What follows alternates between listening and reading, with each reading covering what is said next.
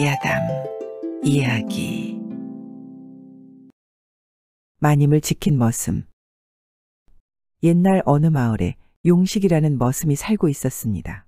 용식이는 청년이 다 되도록 여인과의 경험이 없다 보니 밤만 되면 외로운 밤을 지새우곤 하였답니다. 그러던 어느 날 밤 늦도록 잠이 오질 않아 뒤척이고 있었는데 목이 너무 마른 것이었습니다.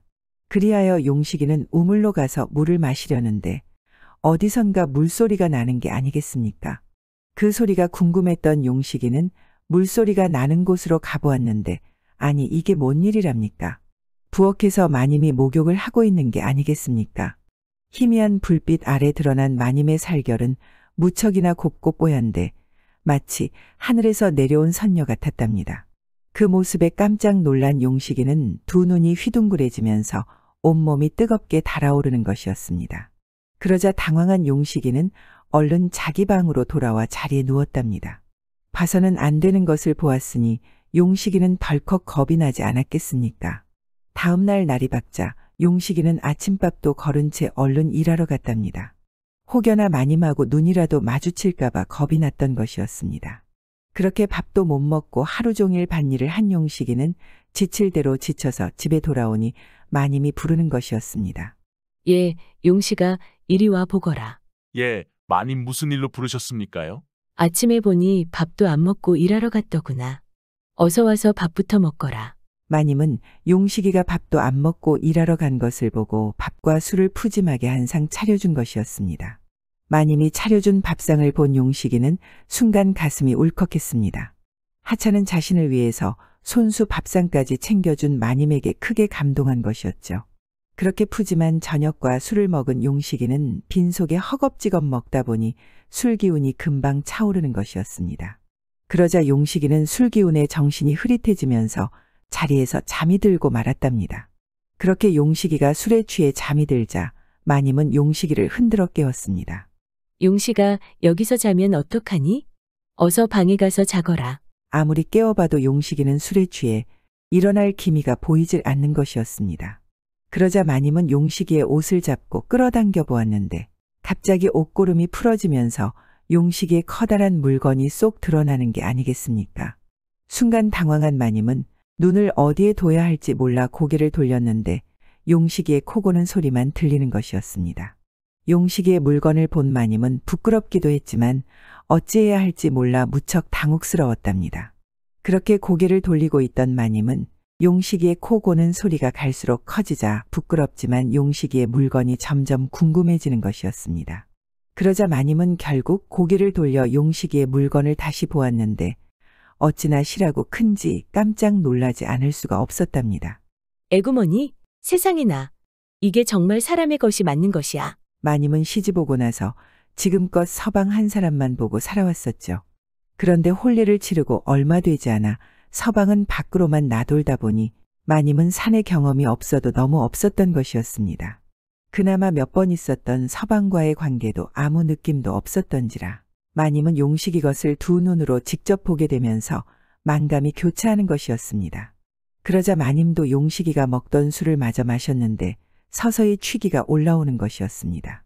그렇게 술이 알딸딸해진 마님은 정신이 가물가물해지면서 자신도 모르게 용식이 품에 안기고 말았답니다. 그러자 술 기운이 조금 가신 용식이는 잠결에 팔이 저려 눈을 뜨게 되었는데 아니 이건 뭔 일이랍니까? 마님이 자신의 팔을 베고 누워있는 게 아니겠습니까?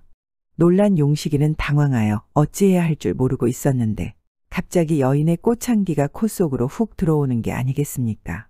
그러자 어젯밤 알몸으로 목욕하던 마님의 모습이 눈에 선한 것이었습니다. 그렇게 온몸이 달아오를 대로 달아오른 용식이는 자신도 모르는 사이에 이성을 잃고 마님을 올라타고 말았답니다. 그렇게 용식이는 태어나 처음으로 여인을 접하게 되었는데 황홀해도 너무 황홀했습니다.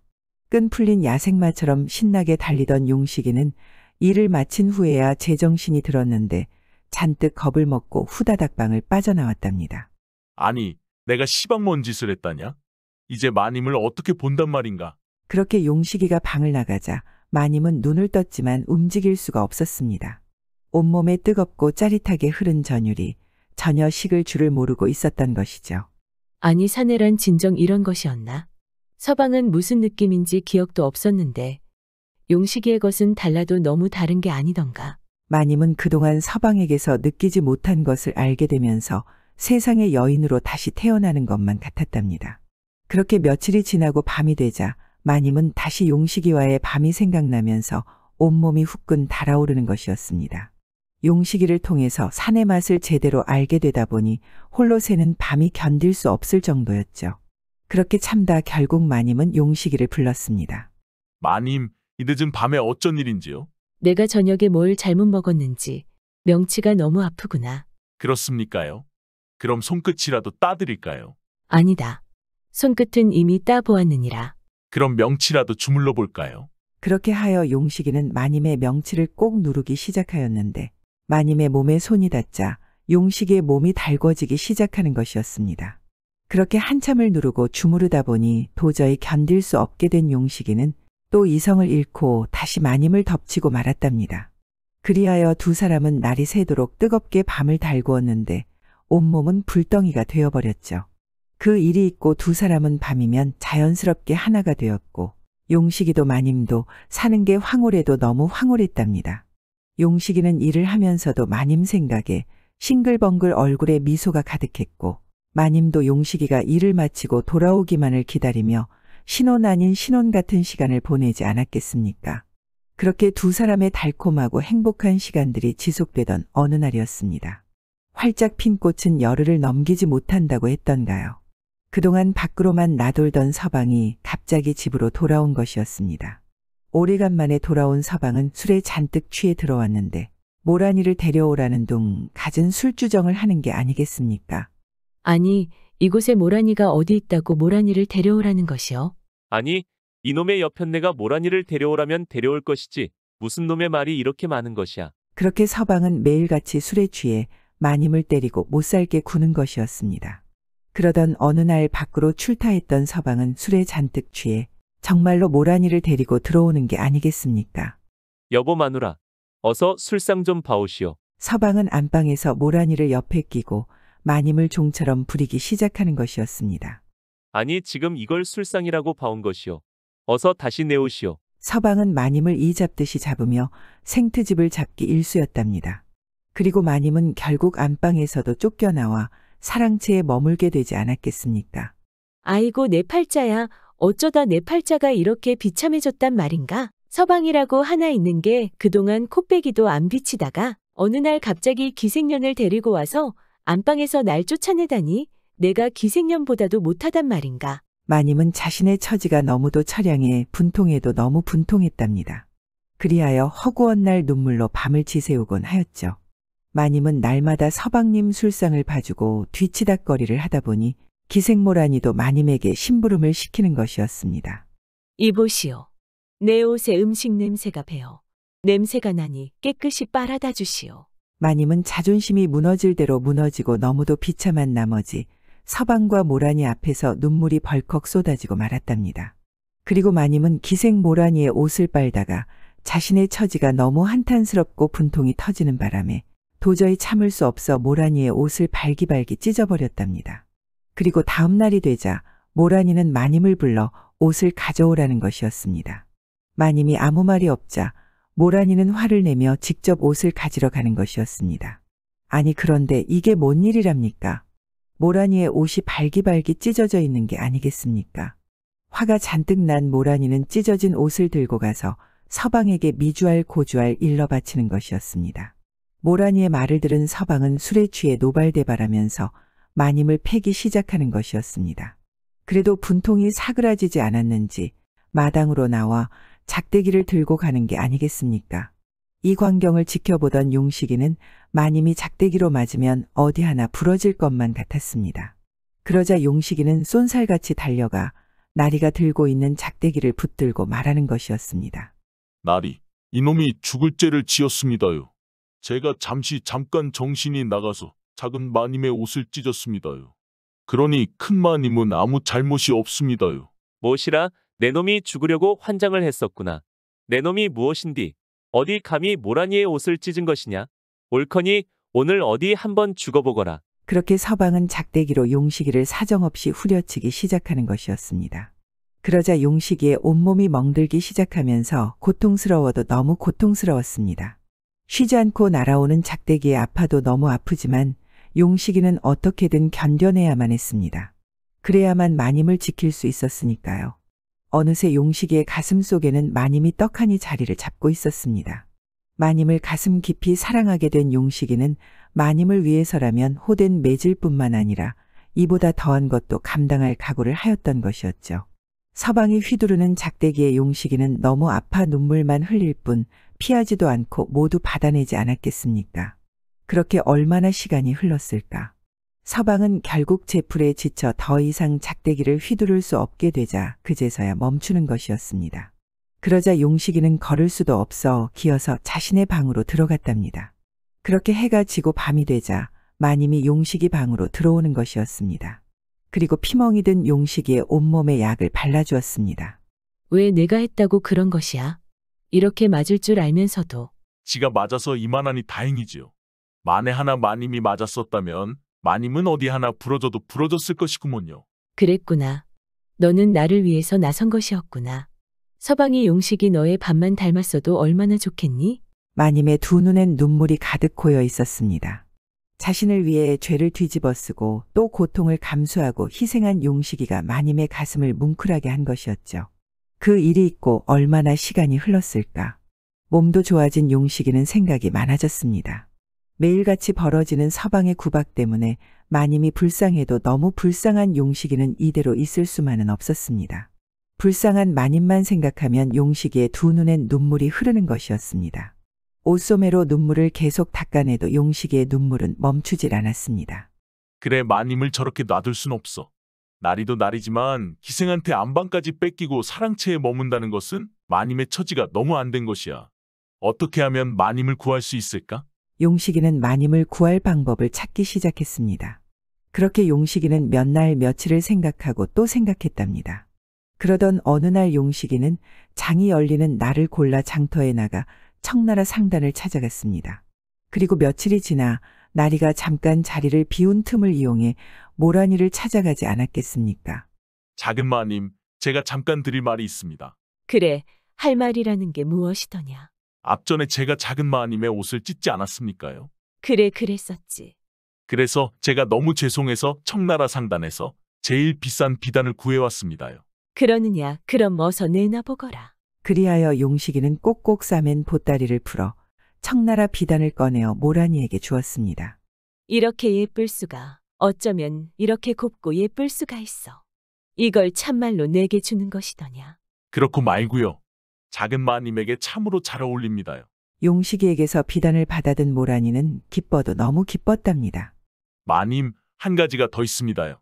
그래, 그게 무엇이더냐.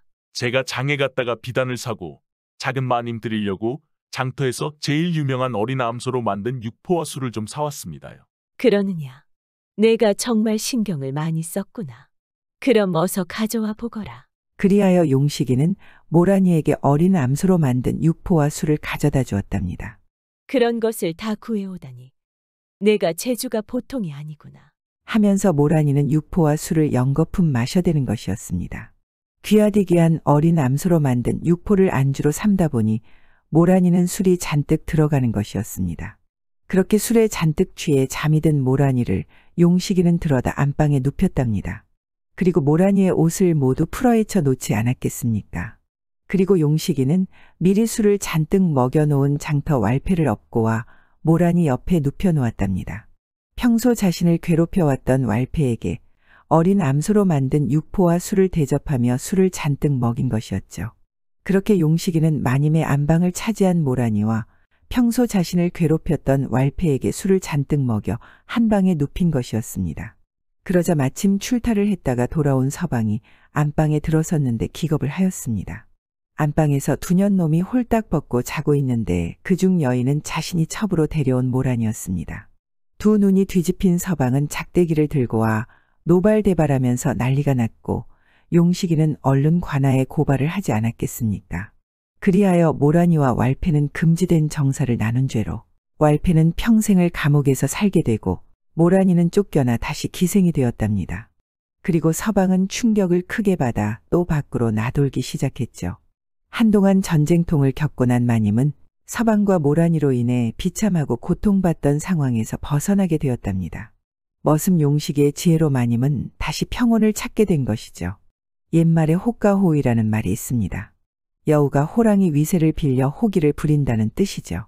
모란이는 서방만 믿고 마님에게 호기를 부리다 결국 머슴 용식이를 통해 쫓겨나게 되었으니 이 또한 사필 규정이 아닐까요? 그리고 마님은 아무리 하찮은 머슴일지라도 밥도 못 먹고 일하는 게 안타까워 손수 밥까지 챙겨주었으니 하인이 주인을 마음으로 섬기는 충직한 머슴을 얻게 된 것이었죠. 그리하여 마님은 충직한 머슴을 통해 끝도 없을 것 같은 난관을 극복하게 되었으니 이는 마님의 온정이 불러온 복이 아니겠습니까? 상서 홍우원이 과거에 급제하기 전 강원도에 간 적이 있었습니다. 날이 이미 저물었는데 점사는 멀리 있었고 서둘러도 역참에 도달할 수가 없었습니다. 마침 길가에 집 몇 채가 있는 마을이 있었습니다. 사정을 말하고 하룻밤 묵고 가기를 청하니 주인이 허락했습니다. 그 집에는 노부부와 젊은 며느리가 살았습니다. 저녁밥을 먹고 나서 시아버지가 홍우원에게 말했습니다. 집안 제사가 있어 오늘 밤 타처에 가게 됐습니다. 어린 며느리 혼자뿐이니 우리 집도 잘 지켜주시고 편안히 주무십시오. 며느리에게는 이렇게 당부했습니다. 우리가 출타하니 집에 너 혼자서라도 손님을 잘 대접해드려야 하느니라. 그리고 노부부는 문을 나섰습니다. 젊은 며느리는 알겠다고 하고 문을 잠그고 들어왔습니다. 한 방에서 함께 자게 되어 며느리는 손님에게 아랫목을 양보했습니다. 자기는 윗목에 앉아 등잔불을 켜고 시를 짰습니다. 홍우원이 며느리를 보니 시골 여자였지만 잠옷 아름다웠습니다. 마침 시어른도 안 계신데 함께 자게 되었으므로 한번 유혹해 보려 했습니다. 깊이 잠든 척하며 며느리 옆으로 굴러가 한 발을 그녀의 무릎 위에 얹었습니다. 며느리는 먼 길 걸어오느라 피곤해 그런가 보다 하고 홍우원의 발을 양손으로 공손히 들어서 내려놓았습니다. 잠시 뒤 또 발을 며느리의 무릎에 올렸습니다. 며느리가 전과 같이 발을 내려놓았습니다. 홍우원은 그 뜻을 알아차리지 못하고 그녀가 강하게 거부하는 것은 아니라 여겼습니다. 그래서 또 발을 올렸습니다. 그녀가 비로소 홍우원이 자기에게 흑심을 품고 있다는 것을 깨닫고는 그를 불러 깨웠습니다. 홍우원은 깊이 잠든 척하다가 여러 번 부르자 비로소 하품을 하고 기지개를 켜며 희미한 목소리로 대답했습니다. 그녀가 홍우원을 일어나 앉게 하고는 따졌습니다. 책 읽는 양반이라면 의리를 알아야 할 텐데 어찌 남녀가 유별해야 한다는 걸 모르나요? 시부모님께서 나가시며 손님은 양반이기에 의심하지 않고 집을 지켜달라 부탁하셨죠. 그런데도 깊은 밤중에 몰래 불미스러운 마음을 품었으니 양반 행실이 어찌 이럴 수 있습니까? 모름지기 문 밖으로 나가서 회초리를 찾아오세요. 홍우원이 이 말을 듣고 부끄러움을 이길 수 없었습니다. 얼굴이 온통 빨개져서는 마지못해 문 밖으로 나가 회초리를 찾아왔습니다. 그녀가 바지를 걷고 서라고 명했습니다. 홍우원이 어쩔 수 없이 명에 따랐습니다. 그녀는 열 몇 대를 때리고 훈계했습니다. 내일 시부모님께서 오시면 자세한 사정을 다 말씀드릴 테니 다시는 헛된 생각을 하지 말고 편안히 주무세요. 그러고는 계속해서 시를 짰습니다. 다음 날 돌아온 노부부는 손님에게 편안하게 잤는지 물었습니다. 홍우원은 할 말이 없었습니다. 며느리가 밤사이 있었던 일을 이야기했습니다. 시아버지가 말했습니다. 내가 내 정절을 알기에 혼자 남겨 손님을 대접하게 했다. 젊은 남자가 여색을 보고 마음이 움직이는 것은 이상한 일이 아니다. 부드럽고 완곡하게 말씀을 드려 안 된다는 뜻을 보이면 될 것을. 내가 어찌 감히 회초리로 양반의 종아리를 때린단 말이냐. 그러고는 회초리로 며느리를 수십 차례 때렸습니다. 그리고 홍우원에게 말했습니다. 촌여자가 무지에 양반께 욕을 보였으니 황송하기가 그지없습니다. 홍우원은 더욱 부끄러워져 고마움을 표하고 떠났습니다. 그날도 수십 리를 가니 날이 저물었습니다. 가까운 곳에 주막도 없어 또 한 총가로 가서 하룻밤 묵고 가기를 청했습니다. 그 집에는 부부 둘만 있었습니다. 저녁을 먹고 나서 주인 남자가 말했습니다. 소인이 마침 급한 일이 생겨 10리쯤 떨어진 곳에 가야 합니다. 내일 아침 일찍 돌아오겠으니 손님께서는 편안히 주무십시오. 그러고는 저에게 손님을 잘 대접하라 부탁하며 떠났습니다. 여자는 문을 닫고 방으로 들어왔습니다. 그 방은 칸막이로 아래 위가 나뉘어 있었습니다. 여자는 아랫간에서 자고 홍의원은 윗간에서 자게 되었습니다. 홍의원은 어젯밤 일을 교훈 삼아 다시는 비뚤어진 생각을 가지지 않았습니다. 밤이 깊어지자 여자가 홍의원에게 말했습니다. 윗간이 매우 차가울 텐데 춥지 않으세요? 아랫간으로 옮겨와 저와 함께 주무시는 게 어떠할지요? 홍의원은 춥지 않다고 대답했습니다. 여자가 서너 차례 들어오라 했지만 끝내 듣지 않았습니다. 여자의 하는 짓을 관찰하니 반드시 문을 열고 들어올 듯 했습니다. 홍의원은 등을 문짝에 바짝 대고 밀어서 그녀가 들어오지 못하도록 했습니다. 과연 여자는 이리저리 뒤척이며 문지방까지 다가왔습니다. 온갖 방법으로 유혹하다 끝내는 문을 열고 들어오려 했지만 여의치 않았습니다. 마침내 버럭 화를 내고 욕설을 퍼부었습니다. 젊은 사내가 여자와 같은 방을 쓰는데도 정욕 한 점조차 없다니 고자 아닙니까? 어찌 이리도 재미를 모르신단 말이에요. 왁자지껄하게 더러운 욕설을 하며 손님 아니면 남자가 없는 줄 알아요. 했습니다. 발을 들어 앞쪽 창문창을 걷어차고 나가더니 어떤 총각을 이끌고 들어왔습니다. 한참 음탕한 짓을 하더니 끌어안고 깊은 잠에 빠졌습니다. 얼마 안 있어 남편이 돌아와 곧바로 그 방에 들어갔습니다.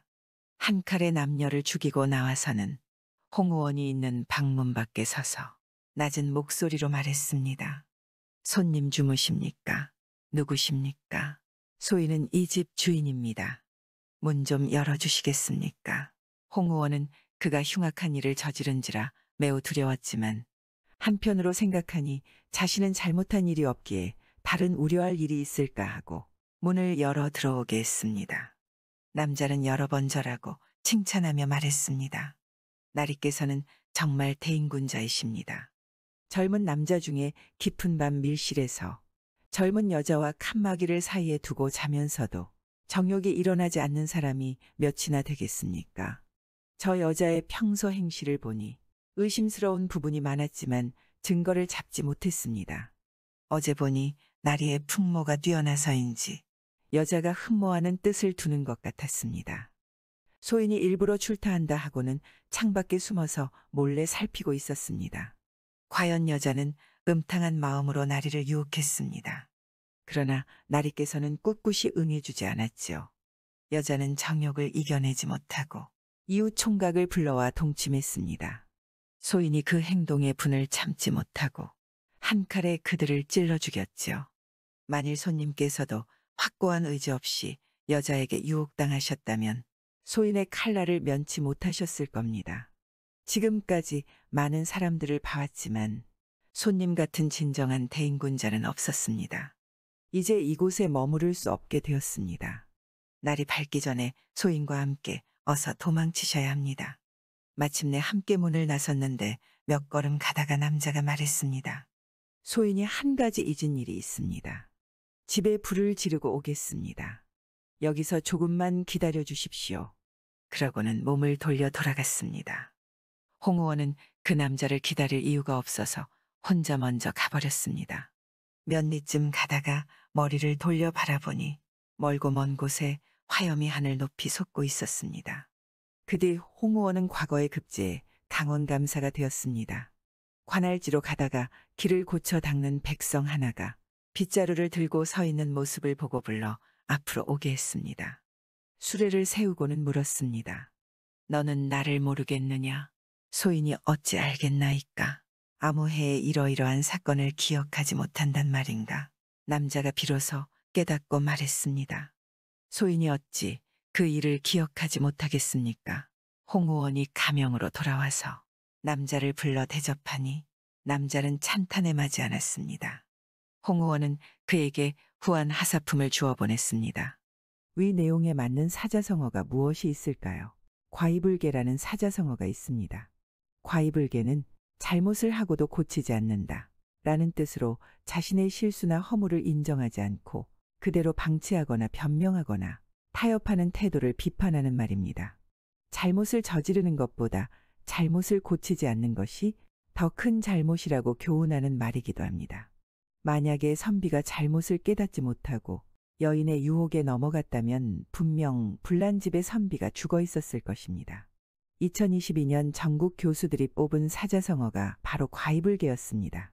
아마도 잘못이 있는데 고치지 않고 있는 것이 답답했던 것 같습니다. 과이불개의 반대말로는 직과필개입니다. 그 뜻은 잘못을 깨달으면 반드시 고친다 라는 의미를 갖고 있습니다.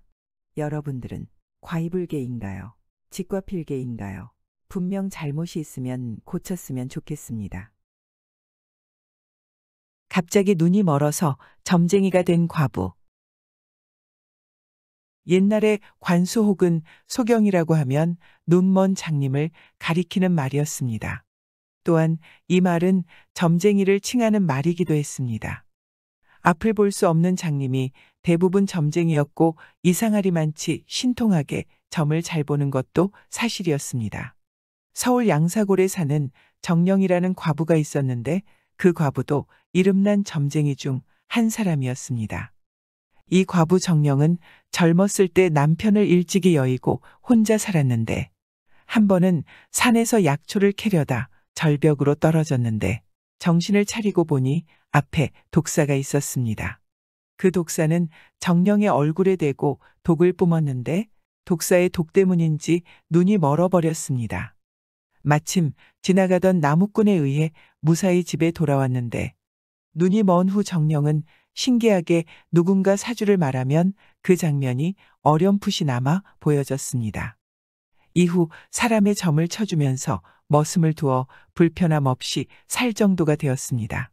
그런데 얼마나 점을 잘 보는지 당시에는 점 귀신이라는 별명으로 통할 정도였습니다. 그만큼 그를 찾는 사람이 많았고 그에게 점을 한번 보고자 해서 멀리서 올라오는 사람도 적지 않았습니다. 어느 날은 그녀를 실험해 보고자 한 대감집에서 머슴을 보내 집에서 낳은 송아지를 사람처럼 속여서 점을 보고 오라고 시켰습니다. 물론 정령을 골려먹을 작정으로 벌인 일이었습니다. 정령은 그런 뜻도 모르고 그를 찾아온 사람이 넣은 날짜와 시간을 가지고 한참을 생각에 잠겼습니다. 정령은 조용히 점을 치더니 고개를 갸웃거리며 말했습니다. 4살이 되는 해에 몸이 찢겨 죽을 운명이니 이건 필시 가축 중 하나일 것이오. 정령은 잠시 뜸을 들였다가 말을 이었습니다. 사람으로 어린 나이에 이같이 참혹하게 죽음을 당할 리가 없지 않겠어. 라며 정령은 점을 치러 온 사람을 매섭게 노려보며 말했습니다. 가축의 사주를 왜 가져온 것이오? 라고 매섭게 말하니 머슴이 말하길 잘못했습니다.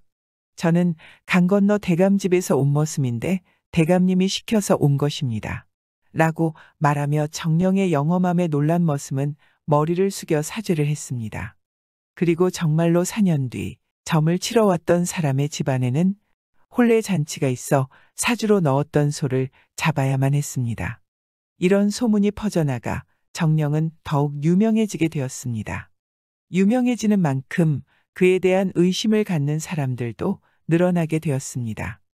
한날은 어떤 사람이 박을 심고 싹이 든 때와 실을 적어 가지고 와서 시침을 떼고 물었습니다. 사주를 확인한 정령은 답을 주었습니다. 이것은 박이요. 점을 보러 온 사람은 놀라 입이 다물어지지 않았습니다. 하지만 이 박은 열매를 맺지 못하고 죽을 것이요. 정령은 박이 죽을 때를 일러주었습니다. 그 사람은 사주만으로 박이라는 것을 마친 것에 매우 놀랐습니다. 하지만 한편으로는 의심도 생겼습니다. 박은 본래 저절로 잘 자라고 서록 죽더라도 꼭 그날 그때 죽으리라고 여길 수 없기 때문이었습니다. 점을 보러 온 사람은 정령이 틀렸다는 것을 보여주기 위해 정성 들여 박을 갖고 왔습니다. 박은 튼튼하게 잘 자라주었고 여름에는 지붕 위에서 꽃이 피기까지 했습니다. 그런데 어느 날 하인 하나가 비가 새는 지붕으로 올라가서 기와를 갈아 끼우려다 발이 미끄러져 바닥으로 추락했습니다. 하인이 바닥으로 떨어지며 잘 자랐던 박도 꺾여버렸습니다. 박이 꺾인 그날은 정령이 예전에 점을 치렀던 날짜와 딱 맞아 떨어졌습니다. 그의 신통한 능력에 대한 소문은 점점 커져만 갔습니다. 정령은 백사 이항복이 어렸을 때 그의 장래를 예언한 일도 있었지만 또 하나 유명한 일화가 하나 더 있었습니다. 정령이 경상도 안동에 갔을 때였습니다.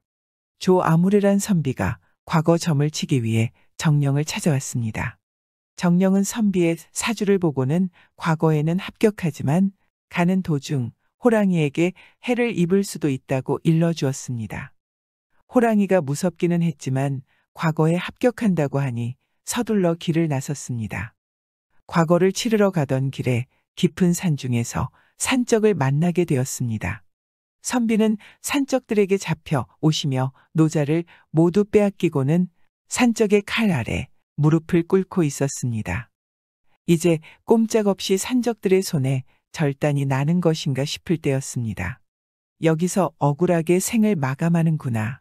산적이 칼을 하늘로 치켜들었을 때 선비는 한탄스러운 목소리로 말했습니다.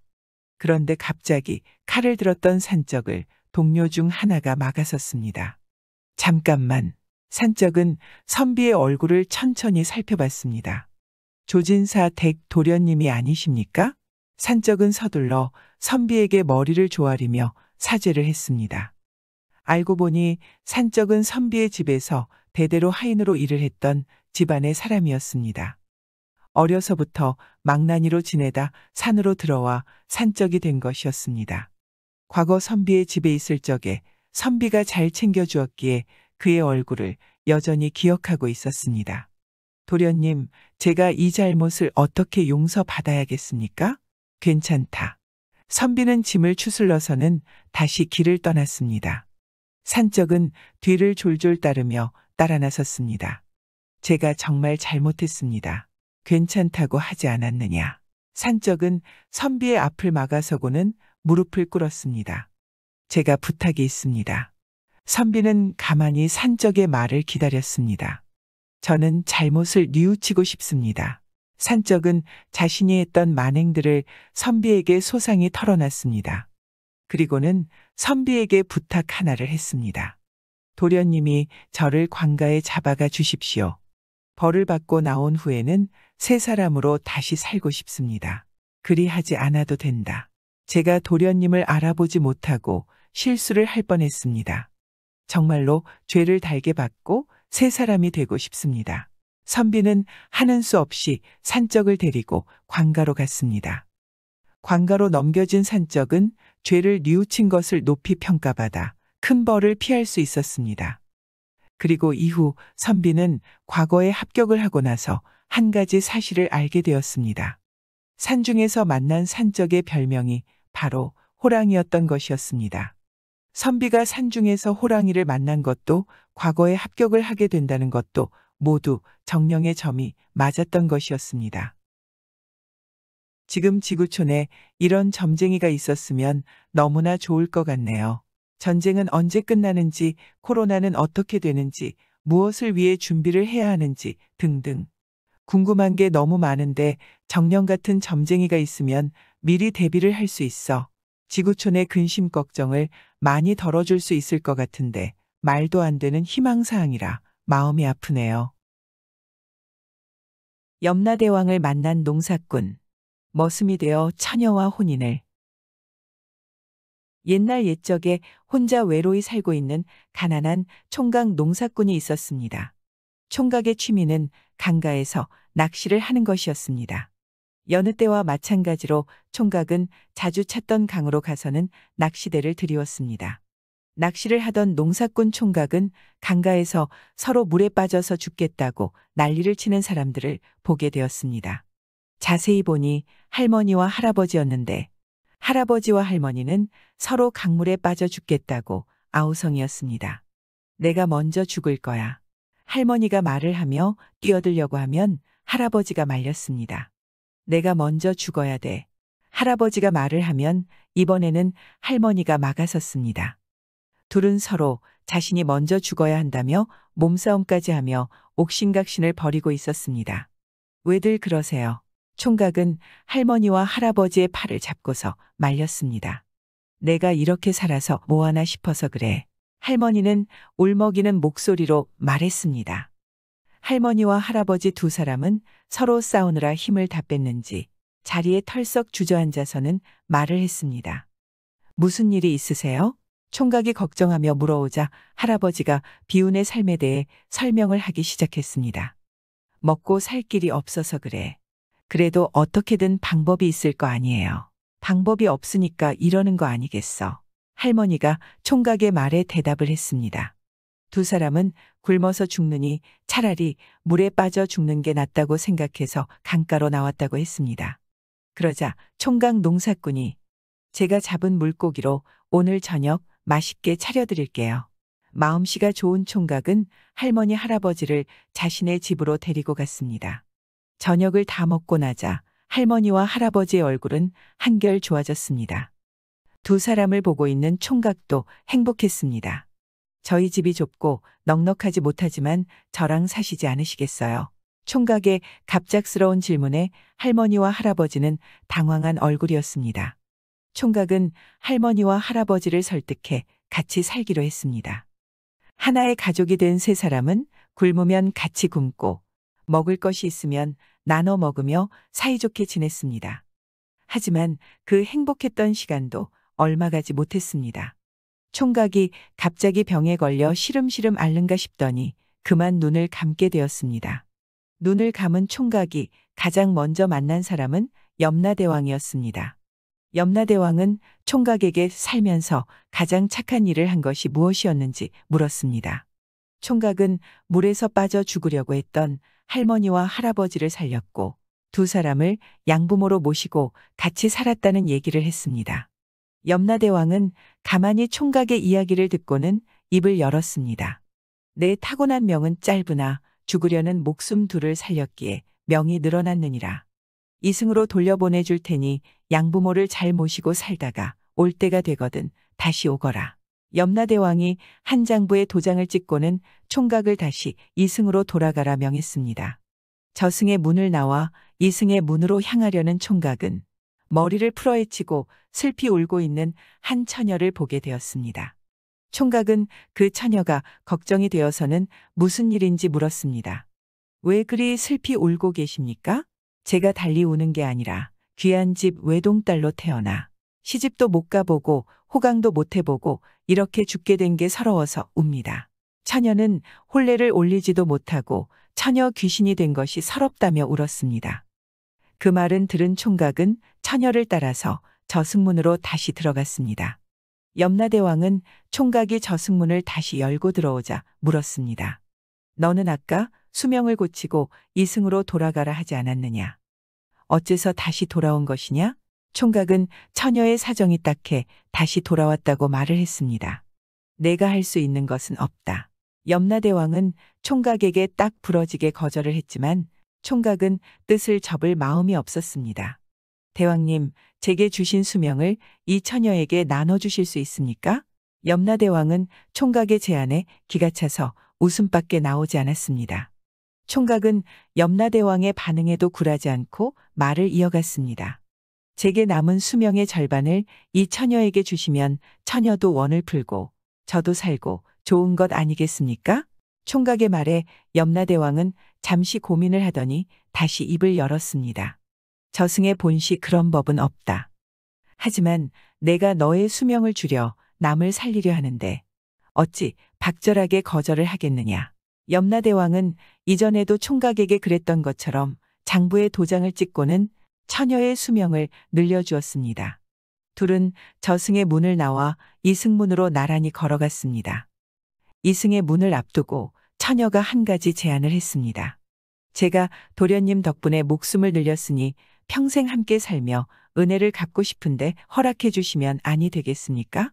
총각은 해맑은 미소를 보이며 그러자고 대답을 했습니다. 두 사람은 이승문을 앞에 두고 이승에서 만나 혼례를 올릴 것을 약속하고 헤어졌습니다. 저승에서 헤어지기 전에 처녀는 자신이 사는 곳을 말해 주었습니다. 저희 집은 나올골에서 가장 큰 기와의 집이니 그리 와서 저를 찾아주시면 됩니다.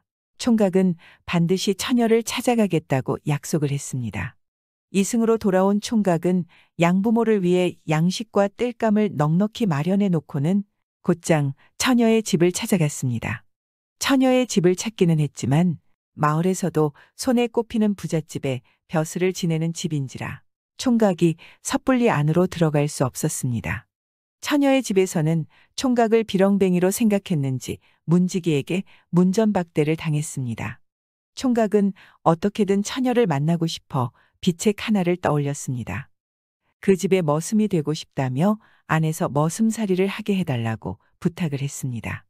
그제야 굳게 잠겼던 문이 열리고 총각은 행랑채에서 살며 머슴살이를 하게 되었습니다.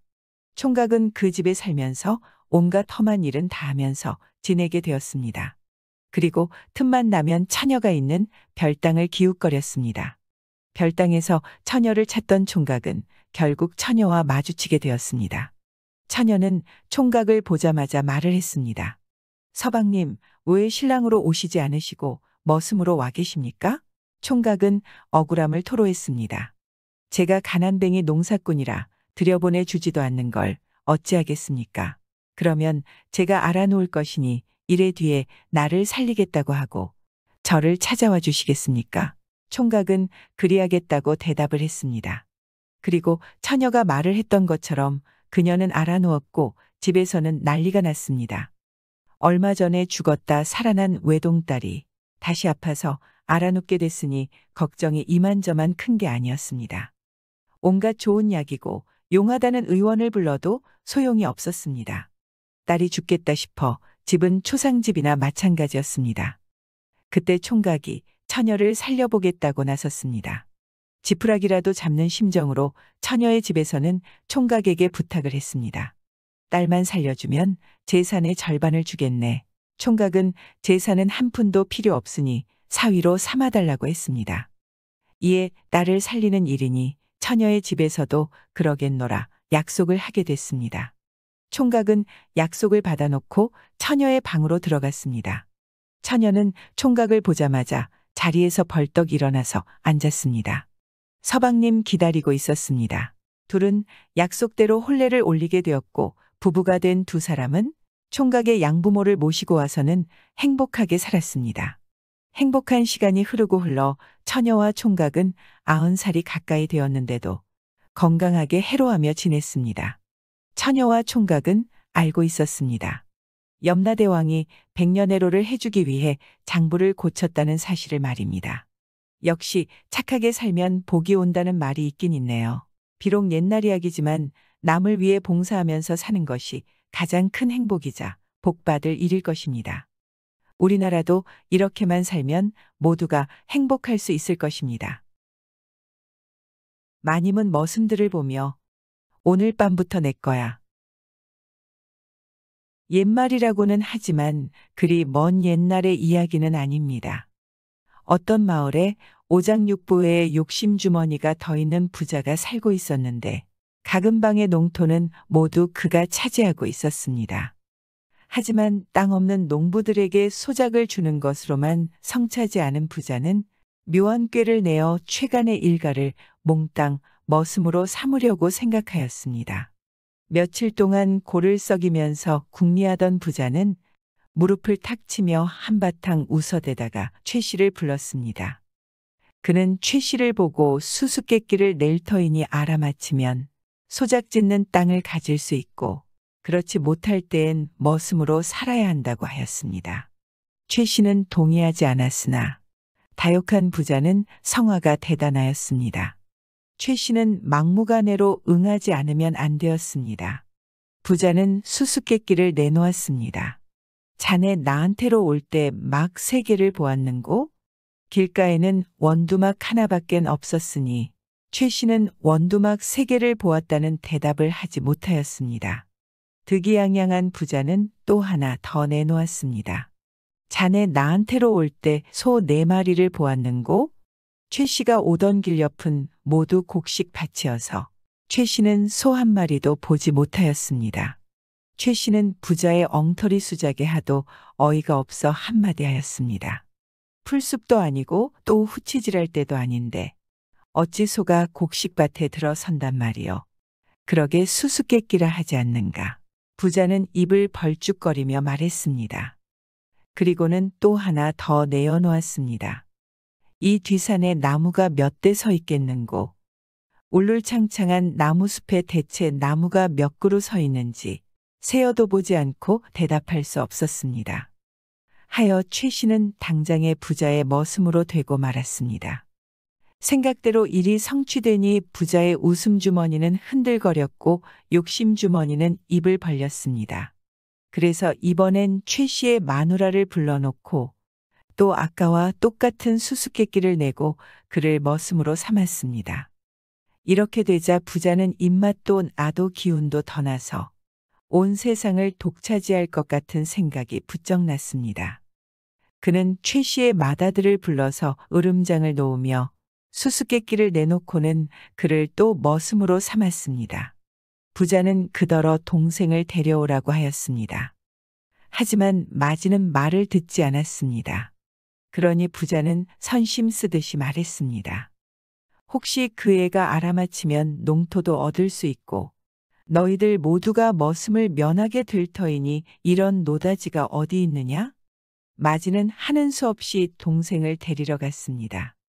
이때 부자의 노파가 영감의 다리를 쳐주면서 걱정하였습니다. 그 녀석은 꽤 약삭 바르던데 영감이 실수할까 근심이요. 원, 방정맞는 소리요. 내 조상 덕에 이런 상팔자를 타고났는데 실수란 당치도 않소. 부자는 커다란 입이 귀 밑까지 돌아가게 웃으며 배포유한 소리를 했습니다. 최 씨의 맏아들은 동생을 찾아 깊고 깊은 산골로 걷고 걸어 들어갔습니다. 동생은 부자의 밭을 소작짓지 않으려고 인적 없는 산골에 들어가서 화전을 일구고 감자와 보리를 심었는데 농사가 만작이었습니다. 해질녘에 동생의 오두막에 이른 마디는 동생을 보고 말하였습니다. 얘야, 그 부자가 수수께끼 맞추러 오라는데 어찌겠니? 형에게서 자초지종 말을 들은 동생은 주먹으로 구들판을 콱 내리치며 말했습니다. 왜 그자가 하자는 대로 했어? 그렇게 하지 않으면 무슨 수가 있니? 동생은 한동안 생각더니 말했습니다. 형님은 먼저 가시오. 내 곧 따라가리다. 우리 집 식솔은 모두 그놈의 머슴이 되었구나. 마지는 한숨으며 떠나갔습니다. 동생은 처마 밑을 떠들고 연못가지를 쑥 뽑았습니다. 그리고는 손에 잘 맞게 다듬어서는 배주위를 찢어 돌돌 감싸가지고 오두막을 나섰습니다. 남학신을 신고 뜰락에서 뚜벅거리던 부자는 최 씨의 둘째를 보자 어험 하고 건가래를 떼었습니다. 너 이리로 오는 길에서 막 셋을 보았느냐? 예, 오르막을 오르고 내리막을 내려오다가 더운 때라 원두막에 들려 다리십을 했어. 둘째의 말에 부자의 두 눈알은 된 똥눈은 암코양이의 눈알처럼 올롱해졌습니다. 올리막이니 막이 하나요, 내리막이니 또 막 하나요, 원두막이니 또 막이 하나여서 모두 막이 셋이었습니다. 부자는 마음을 다 잡아먹고 또 수수께끼를 내었습니다. 소 4마리는 보았느냐? 예, 보고 말고요. 비가 오지 않아 며칠 가물더니 기력 박곡식들이 말라서 소소들 합대다. 부자의 눈알은 흰자위밖엔 보이지 않았습니다. 소들에 또 소들이면 틀림없이 소 4마리가 되었다. 부자는 손맥이 풀렸습니다. 하지만 조상덕에 입은 상팔자가 아무려면 일조의 물거품으로 되랴 싶어 용기를 내었습니다. 이 뒤산에 나무가 몇 대 섰느냐? 이건 산신님도 모르는 일이야. 거 옳은 말이여.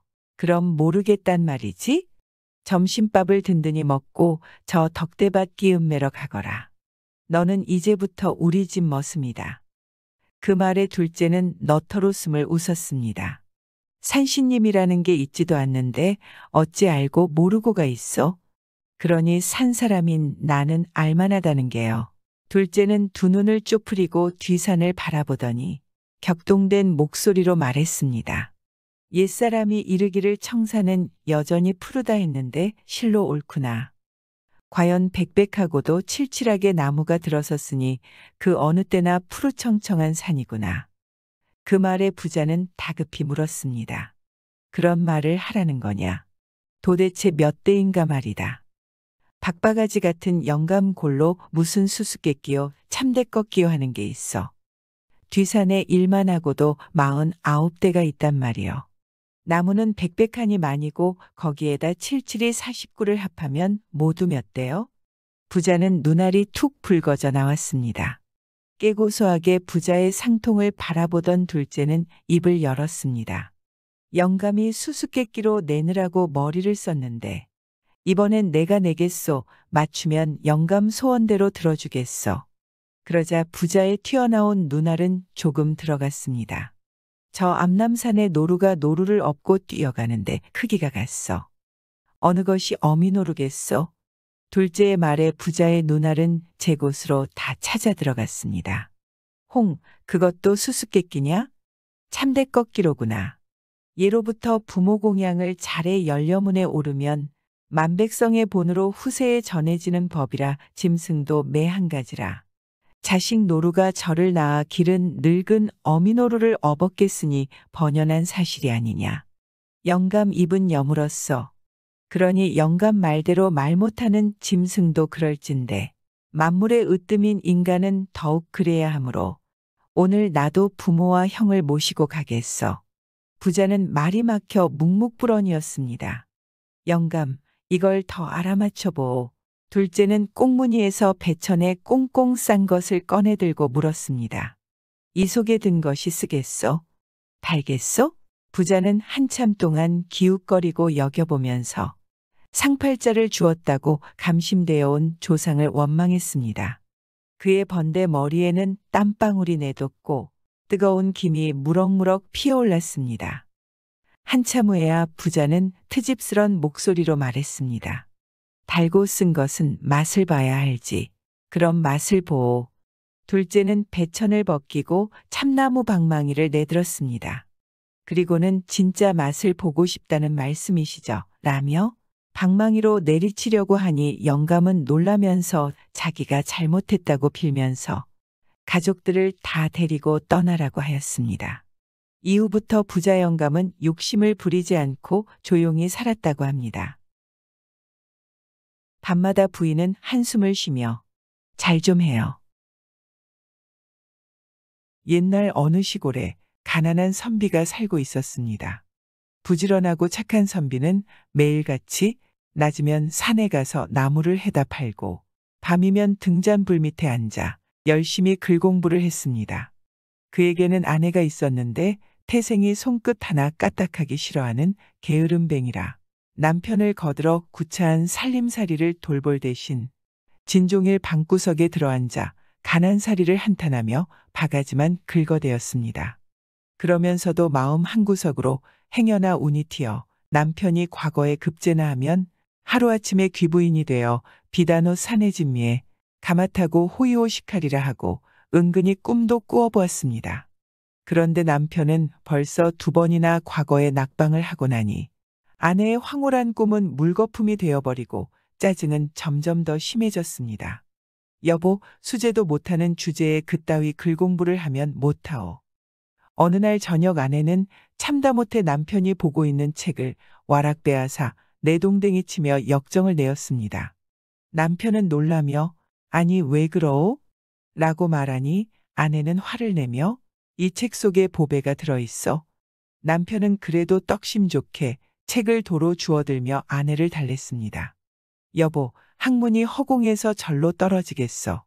고생 끝에 낙이 오는 법이니 부디 참아주오. 그러나 미혹한 아내는 남편의 말에 남편을 잘못 만난 신세를 하소연하다가 나중에는 한숨 끝에 내내 눈물을 흘리는 것이었습니다. 그러던 어느 해였습니다. 선비는 과거 시험을 치려고 또다시 서울길에 올랐습니다. 남편이 떠나가자 아내는 이번에야 행여나 하고 어서 남편이 성공하고 돌아오길 손꼽아 고대하였습니다. 어찌면 행기루로 꽹과리 꿍짜 올리며 나졸들을 거느리고 돌아올 남편의 화려한 가마가 금시에 눈앞에 보이는 듯도 하여 공연히 가슴이 설레이기도 했습니다. 그런데 달포만의 집으로 돌아온 남편은 이번에도 거지 행색을 하고 돌아왔습니다. 이 꼴을 본 아내는 너무도 기가 막혀 사주팔자를 한탄하며 대성통곡하던 끝에 여보, 난 이젠 더는 당신을 믿고 살 수가 없어. 하고는 굳이 만류하는 남편을 뿌리치고 영영 친정으로 달아나고 말았습니다. 아내가 달아나자 불시의 호라비가 된 선비의 처지는 더욱 딱하게 되었습니다. 그나마 아내가 있을 때는 빨래 걱정, 조석질 걱정이 없더니 이제는 5만 가지 잔손질이 선비의 손끝을 거치지 않으면 안 되었습니다. 그는 문득 전에 친구 이백이 글 공부를 할 때 허씨 부인의 살뜰한 보살핌을 받던 일이 생각났습니다. 목이 마르면 뜨끈한 차물을 따라주고 한여름 더울 때면 옆에 서서 부채질을 해주고 하루 세끼 채소 반찬이 진주성찬과는 비기지 못할 망정 부인의 후더운 관심에 이백은 목매어 눈물을 흘리지 않았던가. 허씨 부인을 생각할수록 선비는 달아난 아내가 괘씸하고 맹랑하기만 하였습니다. 하지만 그는 대장부 한번 먹은 마음을 굽힐세라 여름이면 빈대 벼룩이 득실거리는 골방에서 겨울이면 찬설이 반짝이는 벽을 마주하고 앉아 상투에 노끈을 메어 천정에 달아놓고 갈마드는 졸음을 쫓아버리며 한밤중까지 열심히 글을 읽고 또 읽었습니다. 그는 한시도 책을 손에서 놓지 않았으니 나무를 하는 쉴참에도 길을 걸을 때도 글을 읽었습니다. 어느 봄날이었습니다. 선비는 예전과 같이 지게를 지고 산에 올랐습니다. 부지런히 소나무 가지를 한 짐 해놓고 청석판에 앉아 잠깐 쉬며 책을 보느라니 노곤한 봄볕에 그만 잠이 소르르 들어버렸습니다. 그런데 비몽사몽간에 홀연 백발이 성성한 웬 노인이 지팡이를 짚고 나타나서 하는 말이 지성이 감천이라 그를 닦으려는 내 지성이 하도나 기특하여 하늘의 신령께서 이 약을 내리노라 하고는 도포 속에서 금빛 반짝이는 약봉지 하나를 꺼내어 선비의 손에 쥐어주고는 어디론가 연기마냥 사라져버리는 것이었습니다. 깨고 나니 꿈이라 선비는 하도 이상하여 손을 펼쳐보니 과연 손에는 눈부신 약봉지가 쥐어 있었습니다. 집으로 돌아온 선비는 나무짐을 내려놓자 바람으로 물을 끓여 약을 다려 먹었습니다. 그랬더니 얼마 후에 마치 인삼녹용주를 마신 듯 온몸의 혈기가 왕성해지더니 머리가 거뿐해지더니 나중에 잊어버렸던 글줄이 하나하나 역력히 머리에 떠오르고 묘한 시구들이 절로 떠오르는 것이었습니다. 과연 절세의 명약이로구나. 선비는 이렇게 감탄하며 더욱 글 공부에 열중하였습니다.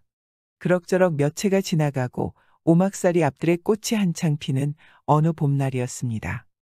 선비는 괴나리 보찜을 걸머지고 또다시 과거길에 올랐습니다.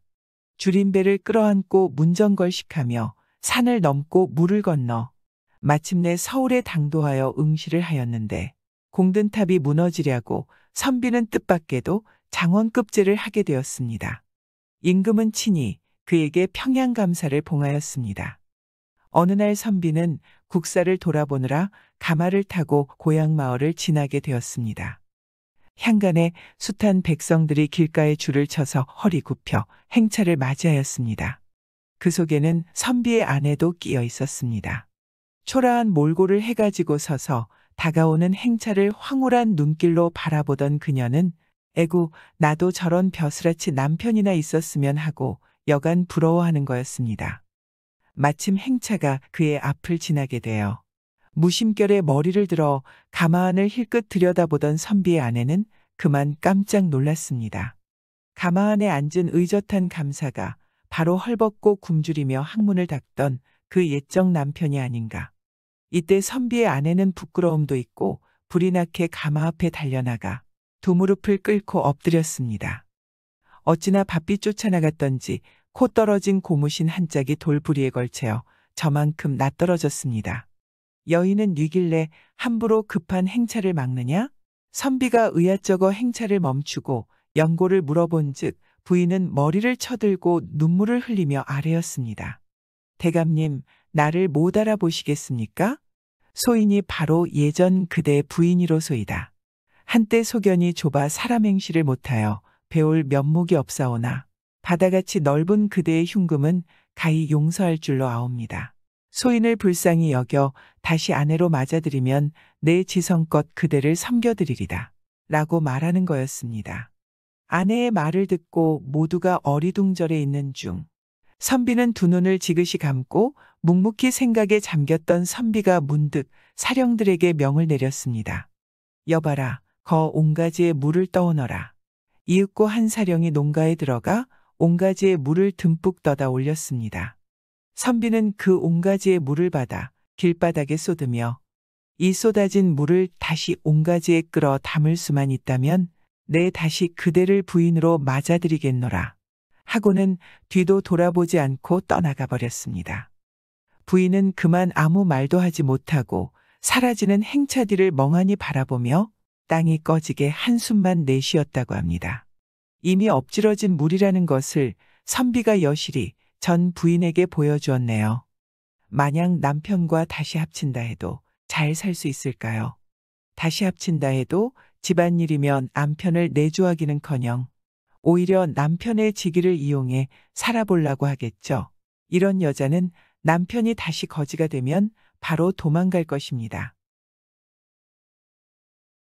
구독과 좋아요, 알람 설정은 사랑입니다.